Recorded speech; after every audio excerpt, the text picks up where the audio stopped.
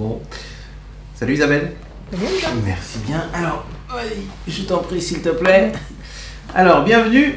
Bienvenue à toutes et à tous. Salut. Vous êtes dans la bulle. Dans la bulle d'Isabelle. Isabelle qui? Isabelle Sadou. Alors, Isabelle Sadou va nous parler de fragrance, de parfum. Bon, alors, qui est Isabelle Sadou et qu'est-ce que tu fais?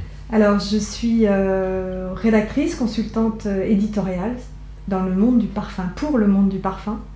J'ai toujours écrit et aujourd'hui j'aime à raconter les histoires des parfums, des parfumeurs, de ce qu'on appelle la filière parfum, de tous les acteurs de la plante au flacon, pour mieux faire connaître au grand public à quel point la création d'un parfum est en fait une œuvre d'art. J'ai un blog qui s'appelle damotalautre.com avec une newsletter. J'ai créé une chaîne YouTube sur laquelle on peut voir ce que je filme et ce que j'enregistre. Et la chaîne podcast qui s'appelle La Voix du Parfum. C'est beau ça, n'est-ce pas? La Voix du Parfum. Ouais. C'est beaucoup d'interviews qui sont proposées, sur ce podcast. Et donc je laisse le parfum parler, les parfumeurs parler, et je dévoile leurs coulisses aussi, mais je vous dis pas tout. Il y a un petit teaser sur mon site internet. Et alors tu proposes des pauses sensorielles pour ceux qui sont en télétravail. Qu'est-ce que ça veut dire? Alors ça c'est le deuxième aspect de mon activité. J'invite les collaborateurs à faire une pause dans la journée et à se connecter à des ateliers olfactifs en visioconférence en ce moment pour découvrir un univers qui est méconnu. Attends.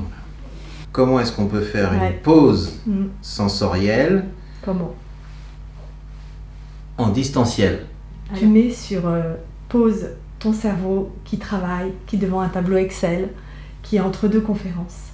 Tu te branches sur l'invitation que t'aura fait ton entreprise. Et là, tu te laisses porter par la voix, par la musique et par tout l'univers. C'est une invitation au voyage dans le monde du parfum que je vous raconte.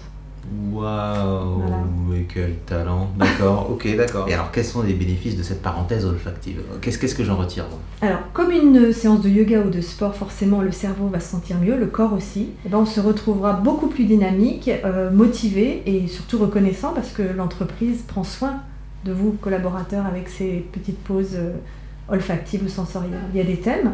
Alors je les évoquais un petit peu tout à l'heure, les fleurs à parfum. D'où viennent-elles? À quoi servent-elles? Comment sont-elles utilisées? Quel est le pays de grâce? On peut aller dans les coulisses d'un parfumeur, l'interviewer, le rencontrer. Toute une série de thématiques qui nous emmènent dans un monde parallèle, un peu méconnu, qui est celui du parfum. À quel moment tu te dis, tiens, je vais faire des pauses sensorielles? Un déclic, un jour où je racontais cette passion pour le monde du parfum, un responsable de communication interne d'un gros groupe m'a dit, mais il faut que tu partages ça à plus. Donc il m'a ouvert ses portes, et entre les deux confinements, on a fait des ateliers, alors à ce moment-là en présentiel, pour faire découvrir le monde du parfum. On avait même l'occasion de sentir des parfums, on est allé rencontrer des parfumeurs qui sont venus dans l'entreprise. Et puis, deuxième confinement arrivant, on a transformé ces ateliers olfactifs présentiels en distanciel.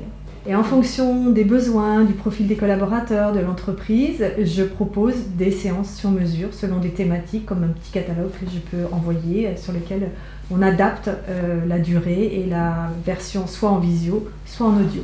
D'accord, je suis le patron d'un grand groupe et je me dis, tiens, il faut trouver un truc un peu différent. C'est là que tu arrives, tu dis tiens, on va faire des pauses olfactives.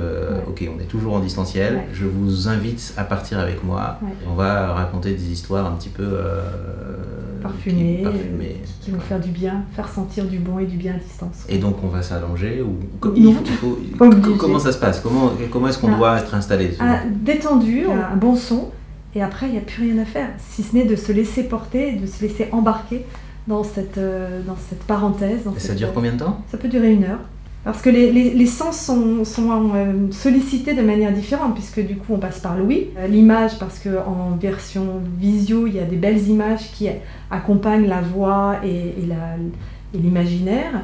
Et puis l'imagination stimule l'odorat, mais à distance. Alors le nec plus ultra, c'est que les collaborateurs puissent avoir des petites mouillettes ou des échantillons des parfums dont je vais parler.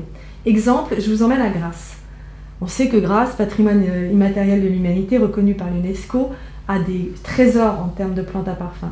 La rose centifolia, elle est dans beaucoup de parfums, je ne vais pas tous les citer, mais à quoi ressemble-t-elle? Pourquoi pas envoyer des mouillettes à vos collaborateurs, des petits échantillons, et pendant que je vous raconte l'histoire de la rose centifolia, on la sent, et alors là, vous vous décollez, vous êtes ailleurs. Forcément, ça fait du bien. Alors là, voilà, je suis soufflé. Maintenant, Isabelle, nous sommes après Covid. Comment est-ce que tu vois les choses après Covid dans ton domaine? Un retour à l'essentiel, un retour au sens. Et une anthropologue qui est spécialisée dans le parfum avait dit le 21e siècle sera celui de l'odorat. Aujourd'hui, les sens sont revalorisés, l'odorat en particulier. On a besoin de ça, et besoin non seulement de respirer des bonnes senteurs, mais aussi de retrouver son souffle. Psychologiquement, là, on est un peu... Donc l'après-Covid, c'est retrouvons notre souffle, ralentissons et reconnectons-nous à nos sens, en particulier l'odorat. L'après-Covid, ce sera un retour à l'essentiel et au sens, en particulier l'odorat. Ça a accéléré la réconciliation avec notre nez, en passant par une crise, mais forcément on en ressort grandi.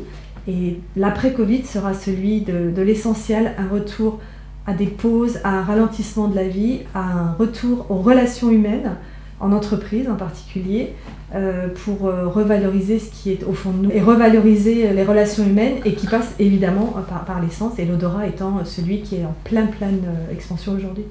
Ok, merci Isabelle. Merci voilà qui était beau. Juste, ouais, ton parfum préféré comme ça, est-ce que t'as... Non, j'ai pas de parfum préféré. Ouais. Je peux pas le dire. Mais quelle escroquerie. Mais non, t'en as bien. Alors, t'as une senteur, une famille. Une famille. Alors ça aussi c'est un atelier. Savez-vous combien il y a de familles de parfums? Au jeu des 7 familles, il y a 7 familles. Il y a 7 familles de parfums. Okay. Quoi qu'il en soit, j'aime les parfums ambrés.